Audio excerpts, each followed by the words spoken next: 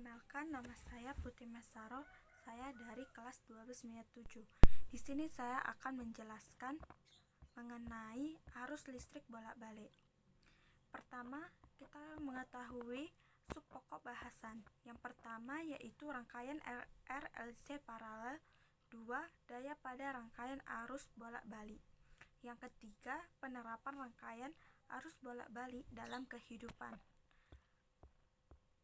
Kompetensi dasarnya, tujuan pembelajarannya yaitu ada 7. Yang pertama, menjelaskan karakteristik rangkaian paralel RLC.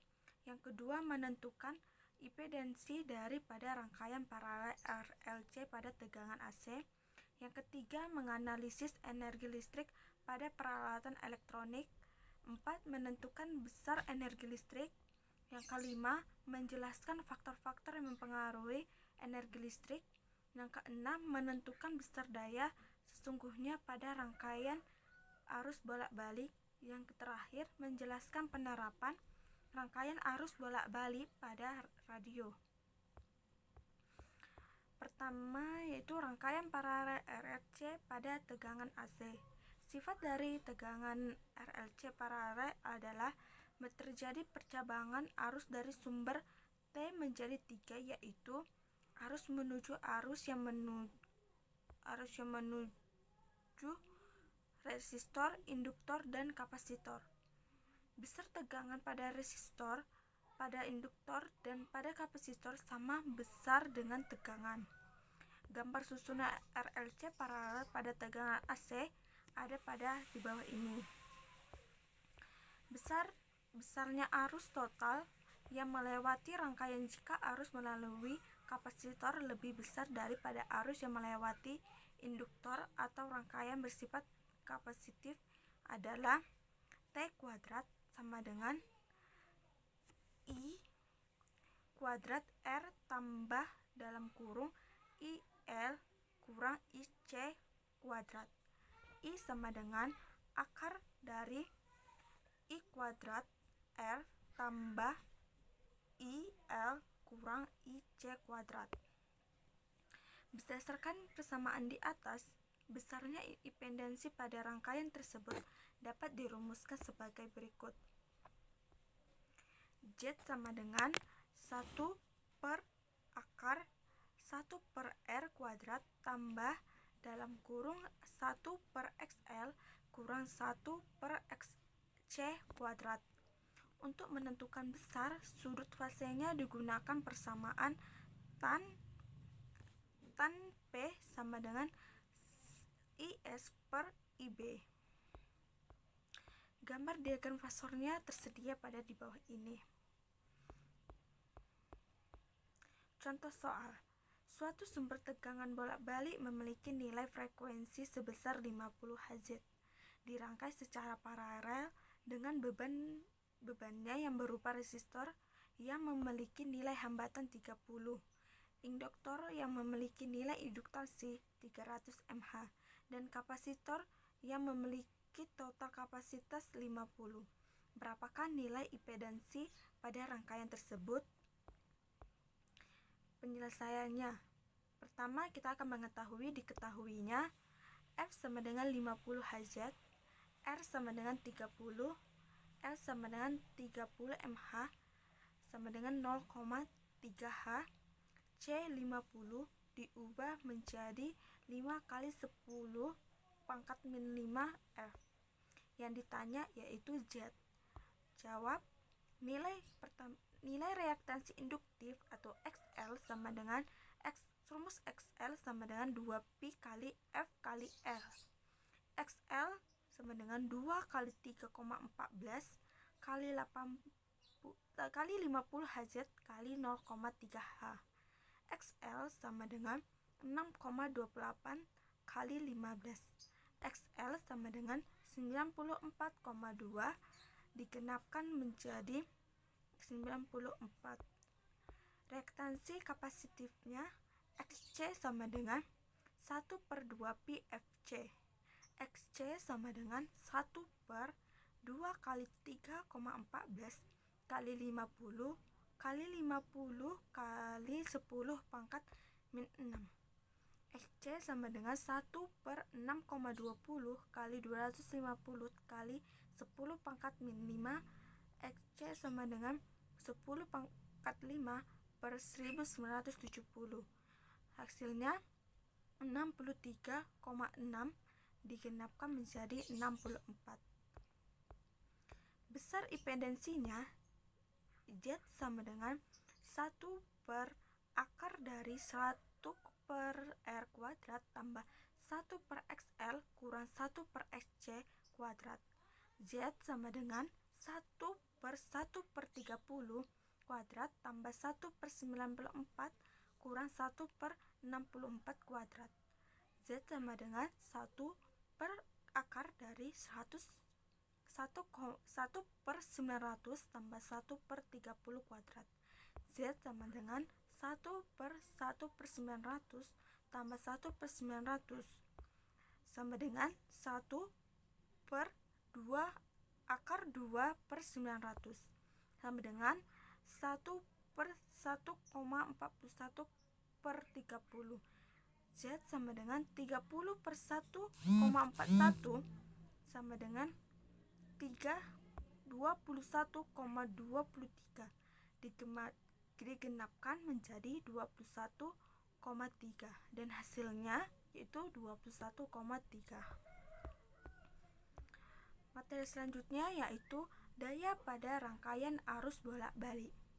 Besarnya daya pada rangkaian arus bolak-balik antara teori dengan hasil sesungguhnya hasil pembacaan alat ukur tidak sama. Hal ini disebabkan adanya hambatan semu yang berasal dari induktor dan kapasitor yang disebut reaktansi induktif dan reaktansi kapasitif. Pada rangkaian arus bolak-balik, jika kapasitor dihubungkan dengan sumber tegangan bolak-balik, maka setengah energi sumber tegangan bolak-balik disimpan dalam kapasitor, setengah lagi dikembalikan ke rangkaian arus bolak-balik. Sedangkan jika induktor dihubungkan dengan sumber tegangan bolak-balik, energi sumber tegangan bolak-balik digunakan untuk melawan GGL induksi dari induktor dan energi disimpan dalam induktor. Namun, apabila arus dalam rangkaian mulai berkurang, energi dikembalikan ke rangkaian lagi. Daya sesungguhnya yang timbul pada rangkaian arus hanyalah pada rangkaian resistor atau hambatan satu murni saja atau R1R. Perbandingan antara daya sesungguhnya dan daya semu yang menurun disebut dengan faktor daya. Persamaan faktor daya yaitu cos theta sama dengan daya sesungguhnya per daya semu. Cos theta sama dengan cos alpha sama dengan L F kuadrat kali R per I F kuadrat kali Z sama dengan R per Z. Keterangan R sama dengan hambatan sesungguhnya adalah kesatuannya OHM. Z sama dengan hambatan semu, satuannya OHM. Cos theta sama dengan faktor daya. Jadi, daya sesungguhnya dalam rangkaian AC dapat dinyatakan sama dengan hasil perkalian daya hasil perhitungan teoritis dengan faktor daya yang secara umum dan dituliskan P sama dengan VF kali IF cos alpha sama dengan IF kuadrat Z cos alpha sama dengan IF kuadrat R. Keterangan P sama dengan daya rata-rata, satuannya watt. VF sama dengan tegangan efektif, satuannya Pi. IF sama dengan kuat arus efektif, satuannya A.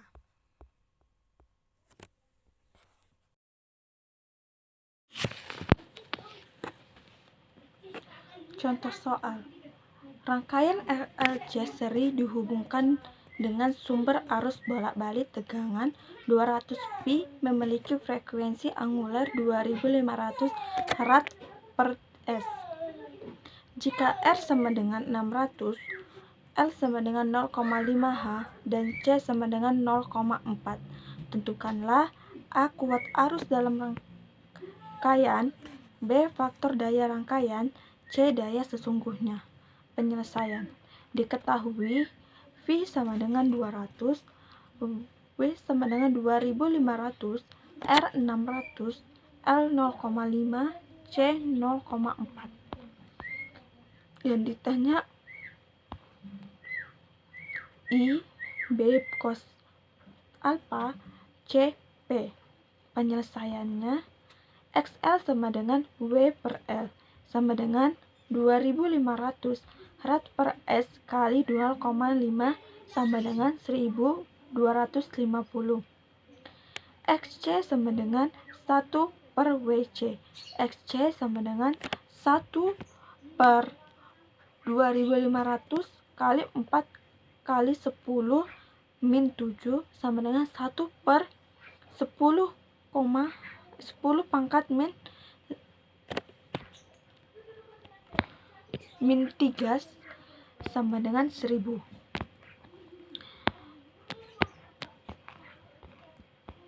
Z sama dengan akar L kuadrat tambah XL kurang XC kuadrat.